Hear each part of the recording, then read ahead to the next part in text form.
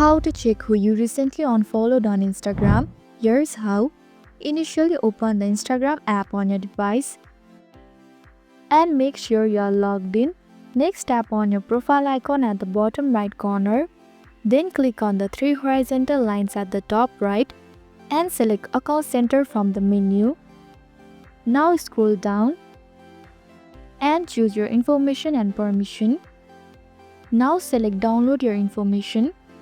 In the next screen, click on Download or Transfer information. After that, tap on some of your information. From the menu, scroll down and select Followers and Following. Then hit Next. Here choose Download to device. Moreover, choose your date range and click on Save. Furthermore, select the file format and your media quality.